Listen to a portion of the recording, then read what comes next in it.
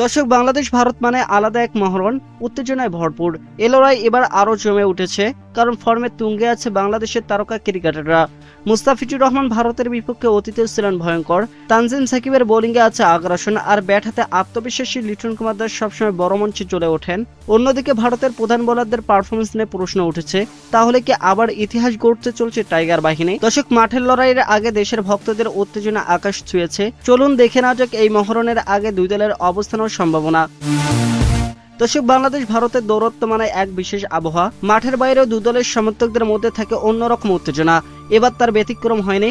আগামী 24 তারিখ রাতে মুখোমুখি হবে এই দু দল। ম্যাচের আগে বাংলাদেশের ভক্তরা আত্মবিশ্বাসে ভরপুর, কারণ দলটির মূল তারকা আছেন দুর্দান্ত ফর্মে। প্রথমে আসি মুস্তাফিজুর রহমানের কথায়। ভারতের বিপক্ষে তার অতীত রেকর্ড অসাধারণ। কাটার স্লোয়ার নিখুঁত ইয়র্কারে যে কোনো সময় ব্যাটসম্যানদের চাপে ফেলতে পারেন তিনি। বিশেষ করে ভারতের টপ অর্ডারকে চেপে ফেলার ক্ষেত্রে মুস্তাফিজুর রহমান হয়ে উঠতে পারেন বাংলাদেশ দলের প্রধান অস্ত্র। নতুন ব্যাটসম্যান ক্রিজে নামলে মুস্তাফিজুর রহমানের বল সামলানো কঠিন হয়ে যায়, ফলে শুরুতে উইকেট এনে দেওয়ার পাশাপাশি তিনি ভারতের ব্যাটিং লাইনআপ ভাঙার সক্ষমতা রাখেন। দর্শক, তরুণ পিচার তানজিম হাসান সাকিব বরাবর ভারতের বিপক্ষে খেলতে নামে বাড়তি আত্মবিশ্বাস নিয়ে। আগ্রাসী বোলিং এবং ধারালো লাইন লেন্থে প্রতিপক্ষকে দমিয়ে রাখার সামর্থ্য রাখেন এই তরুণ। বিশেষ করে ভারতের ইনফর্ম ব্যাটসম্যান অভিষেক শর্মাকে আউট করতে পারলে ম্যাচের মোড় ঘুরিয়ে যেতে পারে বাংলাদেশের পক্ষে। তানজিম সাকিবের দৃঢ় মানসিকতার চাপ সামলানোর সক্ষমতা আর উইকেট নেওয়ার ক্ষুধা তাকে আলাদা করে তোলে। ব্যাটিং বিভাগে আছে লিটন কুমার দাস। ভারতীয় বোলারদের বিপক্ষে তিনি বরাবর আত্মবিশ্বাসী।